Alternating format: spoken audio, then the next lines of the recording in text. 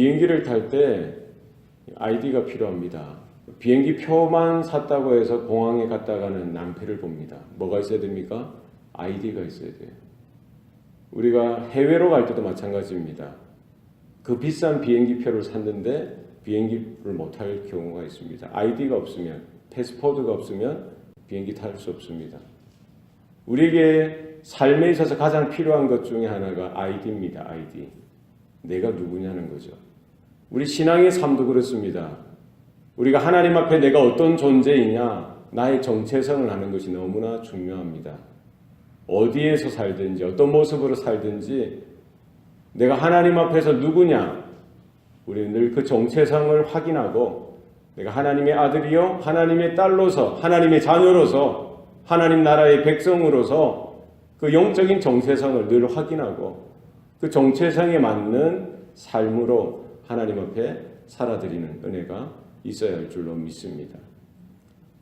이렇게 신명기를 하나님께서 이스라엘에게 허락해 주셨죠. 그들에게 하나님의 언약을 주셨습니다. 율법을 주셨어요. 하나님의 말씀을 다시 이렇게 그들에게 말씀해 주시는 겁니다. 신명기, 언약을 갱신해 주시는 거예요. 하나님의 말씀을 다시 확인해 주시는 겁니다. 왜 그렇습니까? 그들이 하나님을 어떻게 예배하고 하나님 앞에 어떻게 제사로 나아가고 하나님 앞에 어떻게 살아가야 하는지 그들이 누구인지 확인하라는 겁니다. 하나님이 그들의 여호와 하나님이시고 하나님께서 그들을 종되었던 노예되었던 애굽에서 건져주셨을 뿐만 아니라 지난 40년의 광야의 인생길에도 하나님께서 그들의 주인 되시고 하나님 되셔서 인도하시고 이제 장차 가나안 땅으로 이끌어 주시는 분도 하나님이라는 것을 분명히 하라는 겁니다. 그들에게 이렇게 말씀을 주시고 율법을 통해서 그들이 하나님의 자녀로서 하나님의 백성으로서 걸맞는 삶을 살아드리기를 원하셨던 것입니다. 그래서 하나님을 예배하고요. 하나님 앞에 제사하는 것도 중요하지만 일상의 삶 가운데 세상 가운데 살아갈 때에도 그들이 하나님의 백성으로서의 정체성을 가지고 살아갈 것을 말씀하고 있는 것이죠. 그래서 하나님께서 그들에게 율법을 주신 것, 그들에게 언약을 주신 것은 하나님을 예배할 때 그 언약과 그 율법이 필요할 뿐만 아니라 세상에서 가나안 땅에서 약속의 땅에서 그들이 발로 밟고 걸어가는 살아가는 모든 삶의 자리에서 필요한 하나님의 부르심이요 하나님의 말씀인 것을 그들은 기억해야 했던 것입니다. 우리의 삶 가운데도 마찬가지입니다. 우리가 하나님을 예배하고 뿐만 아니라 우리 가정에서 직장에서 세상 가운데 어떻게 살아가야 하는지 말씀을 통해서 우리는 우리의 정체성을 확인하고 하나님 앞에 그 말씀을 통해서 주시는 은혜와 또 지혜를 믿음을 얻어야 할 줄로 믿습니다. 오늘 본문에 보면은 사람들 사이에 시비가 생길 수 있다는 겁니다. 살다 보면은 여러 사람들이 모여 살다 보면은 크고 작은 일에 시비가 생긴다는 거예요. 그러면 그것을 가지고 재판장에 가서 시시비비를 가리라는 겁니다. 의인은 의롭다고 하고 악인은 정죄하라는 겁니다. 죄가 발각되었을 때에 그에게 벌을 내려야 되는데 오늘 본문에 보면은 태형을 치라는 거예요. 태형.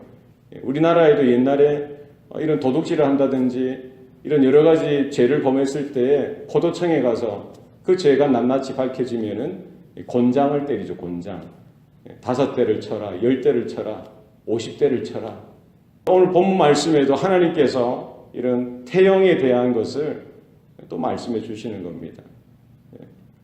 그 죄가 발견되어지는 것만큼 죄의 무게만큼 죄의 그 종류에 따라서 경중에 따라서 태형을 치라는 겁니다. 어떤 사람은 5대 맞은 사람도 있을 것이고 어떤 사람은 10대 맞는 사람도 있을 것입니다. 30대. 그러나 아무리 많이 때려도 40대까지만 때리라고 하나님께서 정해 주셨어요. 혹 50대, 100대, 200대 때리다가는 어떻게 됩니까? 사람이 죽을 수도 있다는 거예요. 아무리 죽을 짓을 저질렀어도 죽을 만큼 때려서는 안 된다는 거예요. 죽도록 때려서는 안 된다는 겁니다. 40대를 딱 정해 주셨어요. 여기까지만 때리라는 겁니다.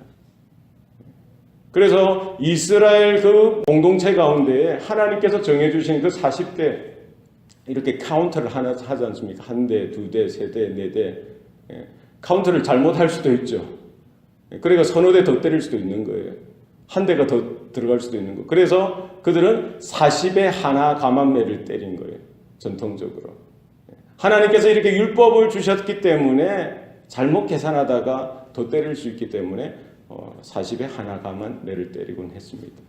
또 그들이 하나님께서 정하신 율법에 따라 자신들의 하나님 앞에서 자비로운 그런 모습을 보이기 위해서 40의 하나 가만매를 때리곤 했던 것이죠. 예수님께서도 십자가 지시기 전에 이렇게 채찍에 맞으시는데 그 유대인의 법에 따라 40의 하나 가만매를 채찍으로 맞으셔야만 했던 것입니다. 사도 바울도 전도 여행하면서 여러 가지 위험과 어려움을 겪었습니다. 강도의 위험과 민족의 위험과 파선도 당하고요, 배고픔도 당하고요, 여러 가지 힘든 어려움을 당했다라고 고백하면서 사도 바울은 40의 하나 가만매를 5번 맞았다라고 고백하고 있는 것이죠. 어쨌든 하나님께서 사회생활 가운데 그들의 삶의 가운데도 이렇게 자잘한 것도 하나님께서 정해주시고 그 말씀 따라 언약 따라 이렇게 순종하여 살아갈 것을 명령하시고 규정해 놓으셨던 것입니다. 오늘 본문에 보면은 곡식 떠는 소에게 망을 씌우지 말라고 합니다. 타작을 할 때에 큰 맷돌을, 돌로 된 큰 맷돌을 돌릴 때에 이런 소의 등에 묶어서 이렇게 큰 맷돌을 돌립니다. 소가 이렇게 일을 하다가 그 떨어진 나달, 곡식을 먹을 수도 있다는 거예요. 그거 하나가 아까워서 소의 입에 이렇게 망을 씌우서는 안 된다는 겁니다. 일할 때에는 일하는 것만큼 그 소가 이렇게 흘러져 나오는 그 나달을 자유롭게 먹을 수 있도록 하라는 것입니다. 이것은 단순히 뭐 동물을 사랑하자, 짐승을 사랑해라, 뭐 이런 의미도 있겠지만 무엇입니까? 하나님의 은혜를 보여주는 거예요. 짐승도 이렇게 배려하고 마음을 두고 이렇게 보호해야 한다면 사람은 오죽하냐는 것이죠. 그 집마다 있는 하속들, 하인들, 종들, 노예들 다룰 때에 그 짐승보다 못해서야 되겠냐는 것이죠. 사람을 사랑하고요. 그 언약 가운데 하나님의 율법이 그 큰 정신은 뭡니까? 하나님의 은혜요, 하나님의 사랑인 줄로 믿습니다. 이 정신이 신약 시대에 또 바울을 통해서도 다시 한 번 더 확인되어졌어요. 교회를 위해서 사역하고 하나님 나라를 위해서 사역하는 자를 위해서 곡식을 떠는 소의 망을 씌우지 말라라고 하면서 사역자는 무엇을 통해서 공급을 받는 것입니까? 교회를 통해서 공급을 받는 거예요. 하나님의 나라를 위하여 헌신할 때에 하나님께서 그 일꾼들의 먹을 것, 입을 것, 살 것은 책임질 수 있도록 그 공동체 가운데 허락해 주셨던 것입니다. 이건 작은 것 하나하나를 통해서도 우리는 하나님으로 인하여 그 말씀으로 인하여 지혜와 또 그런 믿음을 우리가 깨달을 수 있기를 바랍니다. 그리고 이어서 계대 결혼에 대해서 말씀합니다. 계대 결혼, 형사치수법이라고 합니다. 형제들 중에 하나가 후손이 없이 자식이 없이 죽게 되어지거든 또 다른 형제들이 그 남겨진 제수가 될 수도 있고 형수가 될 수도 있겠죠. 그 형제의 아내를 그 아내로 자기 아내로 삼아서 그 죽은 형제의 이름을 이어가도록 가문을 이어가도록 하였던 것입니다. 이렇게 남편이 죽었다고 해서 그냥 다른 데로 이방 사람들에게 시집가서 살도록 이렇게 허락하지 아니하셨습니다. 그 지파 가운데, 그 유대 공동체 가운데 그 일들을 해결하도록 하셨던 것입니다.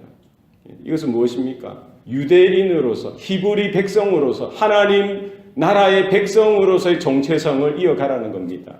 남편이 죽었다고 해서요, 이방인들하고 이렇게 결혼하게 되어지고 다른 가문에 이렇게 나아가서 결혼하게 되어지면은 그 정체성을, 그 유대인들의, 히브리인들의 그 순수성을 이렇게 훼손하게 되어지는 일들이 나타나게 되어지는 것이죠.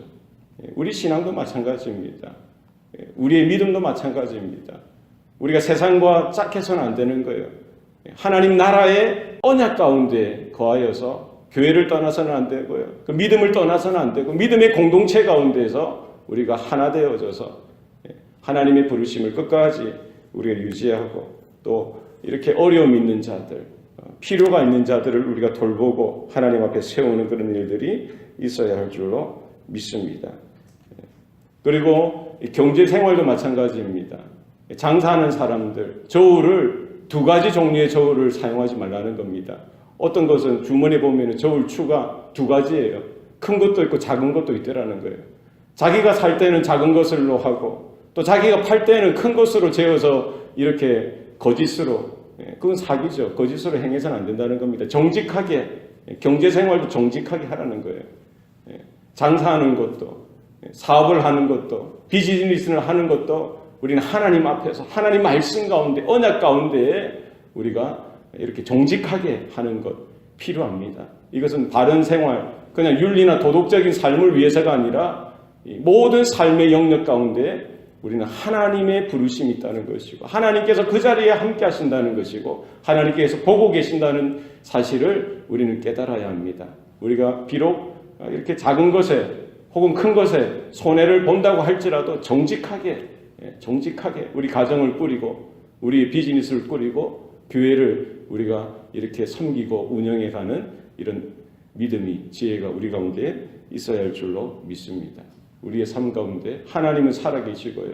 저와 여러분은 하나님의 자녀로 성도로 불러주셨는데 우리가 어떻게 살아가야 하는지, 어떤 모습으로 살아야 하는지 우리는 말씀을 통해서 그 바른 본을 우리는 발견하고 그 말씀을 따라 순종하고 오늘 하루도 하나님의 은혜 가운데 하나님의 부르심 앞에 서는 저와 여러분 되시기를 소원합니다. 기도하시겠습니다. 살아계신 아버지 하나님, 오늘도 우리에게 은혜를 주시니 감사합니다.